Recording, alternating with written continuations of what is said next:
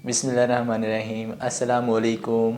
This is Saddam. जी, chapter number हमारा 14 चल रहा है, एफएससी पार्ट 1 का चैप्टर 14। लेक्चर नंबर हमारा 3 होगा। ठीक है जी। इसमें हमने क्या करना है, क्वेश्चन नंबर 3 है, find values of theta. Theta की वैल्यूज़ निकालें सेटिस्फाइंग, जो कि इस इक्वेशन को सेटिस्फाइड कर रही हो। यानी थीटा की वो वैल्यूज़ निकाल लें जो इस इक्वेशन को सेटिस्फाइड कर रही हो। मतलब थीटा की जगह पे वो वैल्यू रखें, थीटा की जगह पे वो वैल्यूज रखें कि जब आप ये साइड लें तो ये भी ज़ीरो आए। यानी कि जिस तरह ये ज़ीरो है तो कहता है थीटा की जगह पे वो वैल्यू पुट करने पर आपके पास ज़ीरो आना चाहिए। तो इसको सोल्व करेंगे। वो कैसे सोल्व करेंगे ये हम चेक कर लेते हैं। चलें जी। सॉल्यूशन, इसके दो तरीके हैं सॉल्व करने के। ठीक है, दो तरीके क्या हैं कि मैं क्या इस इक्वेशन को यहाँ से मैंने थीटा की वैल्यूज़ फाइंड करनी है। याद रहे जो काम मैंने करना है वो हमने थीटा की वैल्यूज़ को फाइंड आउट करना है। और वो जो थीटा की वैल्यू होगी वो हमारे पास रेफरेंस एंगल होगा। फिर हम देखेंगे वो क्वाड्रेंट में जो टेंजेंट थीटा की वैल्यू आ रही है वो पॉजिटिव है कि नेगेटिव है। फिर नेगेटिव किस क्वाड्रेंट में होता है उसकी बात करेंगे। फिर वो किस क्वाड्रेंट में पॉजिटिव होता है उसकी बात करेंगे। तो उसके हवाले से हमने बात करनी होगी। ये देखेंगे ना, मैं इसको ऐसे लिख सकता हूँ। सबसे पहले तो इसको सोल्व करें इस तरह ही। मैं इसको ऐसे लिख सकता हूँ, देखना ज़रा। पहले तो आप सिंपल यही टर्म लिखें, tangent square theta plus 2 square root 3 tangent theta plus 1 is equal to 0। क्या मैं इस टर्म को ऐसे लिख सकता हूँ, square root 3 tangent theta whole का स्क्वायर? बिल्कुल लिख सकता हूं भाई। जब इसका स्क्वायर लूंगा तो स्क्वायर रूट स्क्वायर के साथ कैंसिल हो जाएगा और टेंजेंट के ऊपर स्क्वायर आ जाएगा, यही चीज बन जाएगी। Plus 2 square root 3 tangent theta plus, इसको मैं 1 का स्क्वायर लिख सकता हूं, बिल्कुल लिख सकता हूं। एक तो तरीकाकार ये है। एक आप यहां पे क्वाड्रेटिक फार्मूला यूज करके भी कर सकते हैं। क्वाड्रेटिक फार्मूला यूज करें, यानी ए की वैल्यू आपके पास 3 है, बी की वैल्यू आपके पास 2 स्क्वायर रूट 3 है, सी की वैल्यू आपके पास ये है। क्वाड्रेटिक फार्मूला यानी x is equal to minus b plus minus b square minus 4ac ऊपर स्क्वायर रूट और ओवर 2a ओवर 2a। तो वो फार्मूला यूज करेंगे तो तब भी आपके पास वैल्यू निकल आती है। इसको सोल्व करें। अब देखो इसके ऊपर भी स्क्वायर है, इसके ऊपर भी स्क्वायर है। जिसके ऊपर स्क्वायर है उसको होल का स्क्वायर लगा दें उसके ऊपर। इसको लिखें square root 3 tangent theta plus 1 whole का स्क्वायर इज इक्वल टू 0। अब दोनों तरफ स्क्वायर रूट ले लो तो ये स्क्वायर रूट के साथ cancel, taking square root on both side we have. आपके पास बच्चों क्या आएगा, ये आ जाएगा। जब स्क्वायर रूट लूंगा तो ये स्क्वायर रूट के साथ कैंसिल, तो ये 0 का स्क्वायर रूट 0, तो ये आ जाएगा square root 3 tangent theta plus 1 is equal to 0। तो अब इसको 1 उधर ले जाओ तो ये क्या आएगा, square root 3 tangent theta is equal to -1।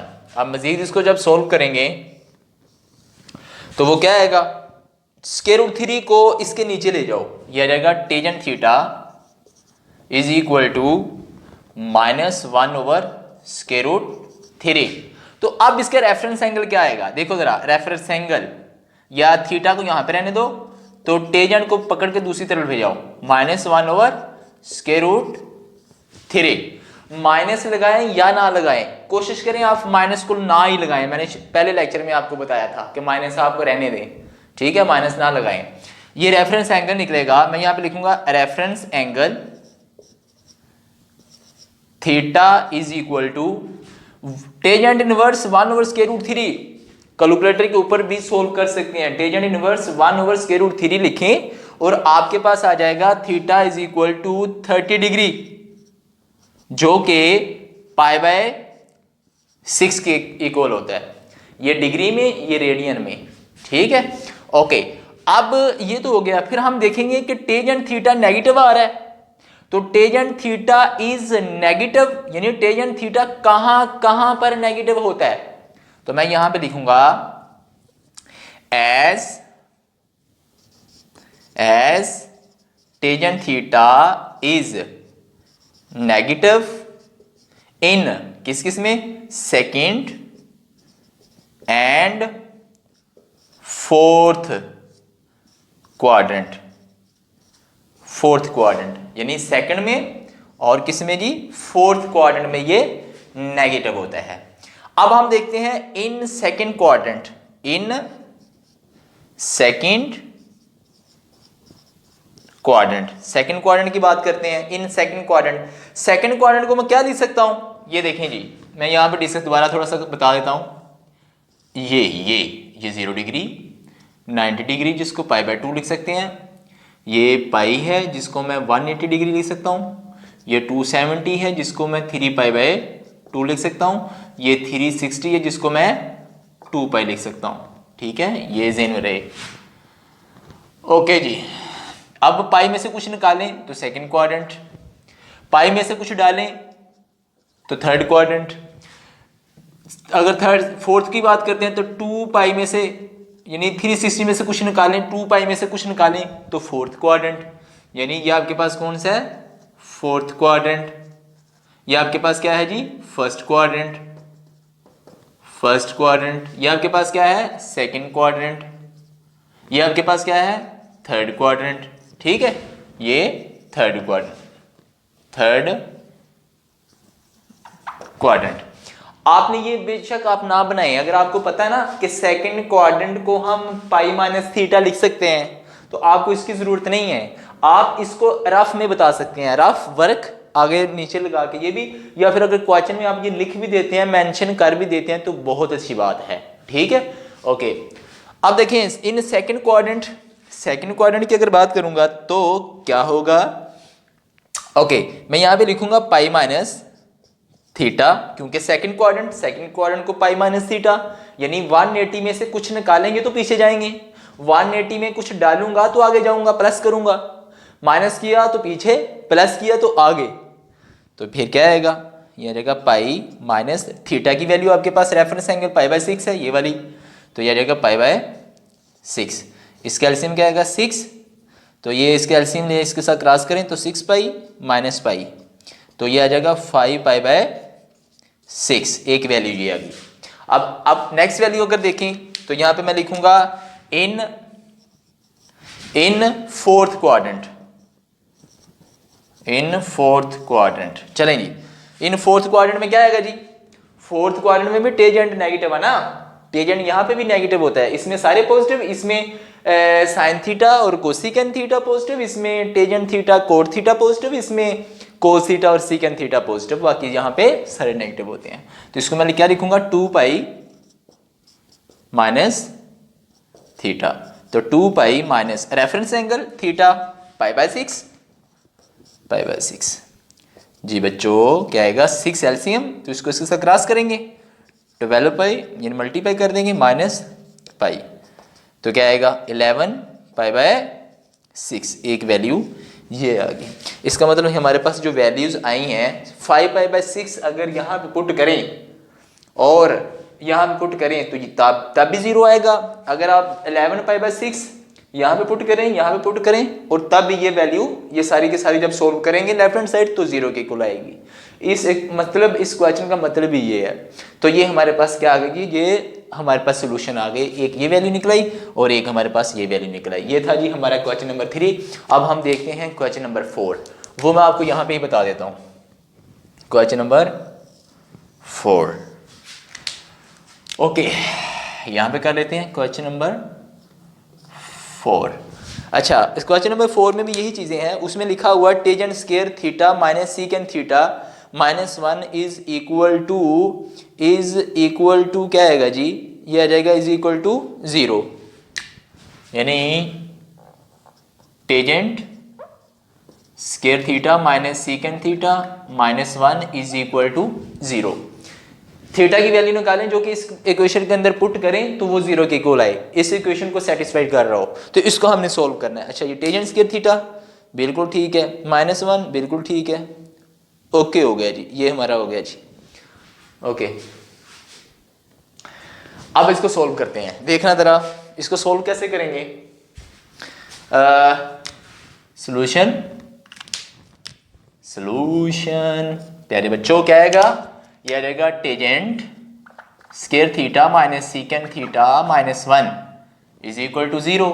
तो टेजेंट स्केयर एज हम क्या जानते हैं कि 1 प्लस टेजेंट स्केयर थीटा किसके इक्वल होता था, सीकेंट स्केयर थीटा। तो मैं अगर टेजेंट स्केयर थीटा निकालना चाहूं तो 1 को पकड़ो उधर ले जाओ, ये फंडामेंटल आइडेंटिटी जो 1 एक सेकंड वाली थी, 1 plus tangent square theta is equal to secant square theta. तो ये जाएगा सीकेंट स्केयर थीटा माइनस 1। मैं टेजेंट स्केयर थीटा की जगह पे ये चीज मेंशन कर सकता हूं, लिख सकता हूं इसकी जगह पे ये वाली वैल्यूज, ठीक है। तो मैं लिखें फिर यहाँ पे क्या आएगा, secant square theta minus 1 minus secant theta minus 1। अब मुझे बताओ कि इज इक्वल टू 0, क्या ये वैल्यूज को मैं ऐसे लिख सकता हूं, secant theta minus 1 secant theta plus 1। ये भी आप जानते हैं, क्या जानते हैं, अच्छा माइनस यहाँ से कॉमन ले लें, माइनस यहाँ से कॉमन ले लें, सीकेंट थीटा और प्लस 1, जब माइनस कॉमन ले लेते हैं तो अंदर वाला साइन चेंज हो जाता है 0। ये देखो a माइनस बी, मान लीजिए ये a है, मान लीजिए ये b है, ये a है b है, तो a का स्क्वायर माइनस b का स्क्वायर, तो ये बन जाता है ये वाली टर्म। तो इसको मैंने ओपन करके फैक्टर बना के लिख दिया, फैक्टर फॉर्म में लिख दिया सीकेंट स्क्वायर। जिस तरह हम जानते हैं कि a square minus b square किसके इक्वल होता है, ये होता है a माइनस b और a प्लस b। इस तरह तो मैंने इसको भी ऐसे लिख दिया, ये a है ये b है, 1 का स्क्वायर 1 नहीं होता है, तो इसके ऊपर मैंने इसके फैक्टर बना के लिख दिया। अब देखें secant theta plus 1 secant theta plus 1 common ले लें, सीकेंट थीटा प्लस 1 कॉमन, अंदर बच्चों क्या आएगा सीकेंट माइनस 1, इधर भी आपके पास क्या आएगा माइनस 1 इज इक्वल टू 0। अब ये क्या आएगा जी, इसको जब मैं सोल्व करूंगा तो सीकेंट थीटा प्लस 1 और secant theta minus 2 is equal to 0। अब दो वैल्यूज आ गई, एक ये वाली वैल्यू, एक आपके पास ये वाली वैल्यूज आ गई। तो इसका मतलब नाउ एक आपके पास आ जाएगा secant theta plus 1 is equal to 0 और सीकेंट थीटा माइनस 1। तो थीटा अगर मैं यहाँ से कोस थीटा करूँ तो उल्टो हो जाएगी वैल्यू, यानी कि माइनस 1 ओवर 1, तो वही रहेगी वैल्यू, कोई फर्क नहीं पड़ेगा, माइनस 1 ही आएगा, माइनस 1 ओवर 1 आएगा ना। सीकेंट किसका है, इसको 1 ओवर कोस लिख सकते हैं, तो मैंने उल्ट कर दिया, यानी कोस थीटा और 1 ओवर 1, तो 1 ओवर 1 को डिवाइड किया जाए तो 1 नहीं आता है, तो माइनस 1। तो थीटा यहाँ पे क्या निकलेगा, कॉस इनवर्स माइनस 1। तो बच्चों ये क्या आएगा, ये आ जाएगा थीटा, थीटा के पास क्या आएगा, ये होगी पाई की, इसकी वैल्यू क्या आ गई जी, पाई आ गया, यानी कि माइनस 1 कोज पाई यानी कोज 180 माइनस 1 के इक्वल होता है। तो मैंने माइनस 1 की जगह पे पाई लिख दिया। याद रहे कि cos theta is equal to minus 1 आए तो थीटा की वैल्यू पाई होगी। फिर मैं रिपीट करने लगा हूं, अगर कोस थीटा माइनस 1 आ जाए हमेशा तो थीटा की वैल्यू क्या होगी, पाई। अगर cos theta is equal to आपके पास आ जाए 0 तो वो पाई बाय 2 उसकी वैल्यू होगी, पाई बाय 2 और 3 पाई बाय 2 वो वैल्यूज होंगी। अगर आपके पास आ जाए sine theta is equal to 0 तो वो थीटा की वैल्यू जो होगी वो 0 पाई 2 पाई 3 पाई 4 पाई चलता जाएगा। ये मैंने बातें की हैं, इसको माइंड में रखिएगा। तो cos theta is equal to minus 1 तो थीटा की वैल्यू पाई आ गई। अब मैं इसको इधर सोल्व कर देता हूं। नेक्स्ट स्टेप, ये तो मैंने इसको सोल्व किया, अब इसको यहां पे सोल्व कर देता हूं। Second theta minus 2 is equal to 0, तो सेकेंड थीटा क्या आएगा 2 के इक्वल। तो सेकेंड तो इसको मैं लिख सकता हूं कोस थीटा, तो ये 1/2 हो जाएगी, उल्टो हो जाएगी वैल्यू, ये आ गई। चलें जी, ये कोस थीटा आ गया। तो इसका रेफरेंस एंगल क्या निकलेगा, फिर इसको मैं लिख सकता हूं थीटा, इसको मैं लिख सकता हूं बच्चों थीटा कोस इनवर्स 1/2, यह आ जाएगा थीटा पाई बाय 3, यह आएगा रेफरेंस एंगल। ये क्या है, रेफरेंस एंगल आ गया। अब ये करने के बाद आपको मैं लेके जा रहा हूं नेक्स्ट, वो क्या होगा जी, उसको देख लेते हैं। नेक्स्ट इसको सोल्व कर लेते हैं जी, क्या होगा इसको सोल्व करने के बाद। ओके, ये रेज कर देता हूं,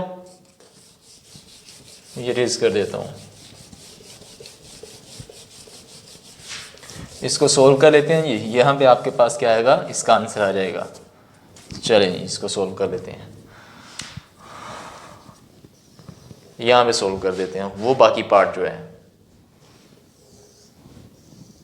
चलें, क्या है जी, आपके पास है रेफरेंस एंगल थीटा, तो हम यहाँ पे लिखेंगे कोस थीटा की वैल्यू पॉजिटिव आ रही है ना, इसके साथ, जिसके साथ कुछ भी ना लगा उसके साथ प्लस होता है, तो हम यहाँ पे लिखेंगे कोस theta is positive in first quadrant and fourth quadrant. Fourth quadrant यानी फर्स्ट में और फोर्थ में कोस थीटा पॉजिटिव होता है, ये हम जानते हैं, ठीक है, अकॉर्डिंग टू दिस।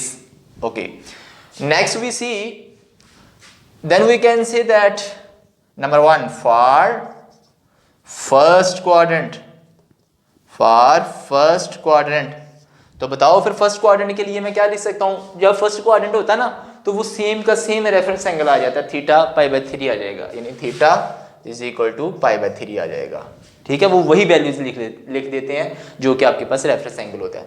अब उसके बाद फॉर फोर्थ क्वाड्रेंट, इसको ले लो, इसको मैंने ले लिया, इसको ले लो क्वाड्रेंट, तो ये क्या आएगा फोर्थ क्वाड्रेंट के लिए अगर बात की जाए तो फोर्थ क्वाड्रेंट को मैंने 1 2 3 4 2π - थीटा, बच्चों 2π - थीटा, तो 2π - थीटा, थीटा रेफरेंस एंगल आएगा, यस वो π/3, तो π/3, तो एलसीएम क्या आएगा 3, तो इसको सोल्व करें 6π - π, तो इज इक्वल टू क्या आएगा, इसके साथ एलसीएम ले लिया ना, ये आपको आना चाहिए, तो ये आएगा 5π/3, एक वैल्यू ये आ गई और एक वैल्यू आपके पास ये आ गई, ये हमारा क्या आ गया जी, आंसर आ गया। दो वैल्यूज निकल गई। आप अगर ये π/3 और 5π/3 आप इस क्वेश्चन के अंदर पुट करेंगे ना थीटा की जगह पे, तो बेशक देख लीजिएगा कैलकुलेटर के ऊपर ये वैल्यू 0 आएगी, इधर भी 0, इधर पहले से 0 है, तो इन क्वेश्चन का मतलब ये है। उम्मीद करता हूँ कि ये आपको इंशाल्लाह ज़रूर समझ आया होगा। इंशाल्लाह नेक्स्ट लेक्चर में मिलते हैं। ये लेक्चर नंबर हमारा 3 था, इसके भी हमारा क्वेश्चन नंबर 3 4 हो गया, 5 6 7 जो भी आगे हैं वो इंशाल्लाह नेक्स्ट लेक्चर में करते हैं। और लिंक को शेयर करें और चैनल को सब्सक्राइब करें और वीडियो को फुल वॉच किया करें, क्योंकि उसमें बहुत चीज़ें ऐसी होती हैं जो कि मैंने कंसेप्ट देना होता है, और क्वेश्चन में ही कुछ चीज़ें ऐसी होती हैं जो कि आने वाले ज़माने में, आने वाले वक्त में, आने वाले जो क्वेश्चन होंगे, चैप्टर्स होंगे, वहाँ पे भी जो चीज़ें वहाँ पे डिस्कस हुआ करेंगे। तो लिहाजा आपने इसको शॉर्टकट या स्टेप बाय स्टेप, यानी 2 मिनट देख लिया, फिर 2 मिनट उसको कट कर दिया, आगे चले गए, तो कोशिश करें उसको फुल देखें शुरू से लेकर एंड तक। और मैं उम्मीद करता हूँ जिसने लेक्चर को अच्छे तरीके से कोई देखेगा उसको इंशाल्लाह ज़रूर समझ आएगा। ठीक है जी, इंशाल्लाह नेक्स्ट लेक्चर में मिलते हैं। ओके जी, अल्लाह हाफिज़।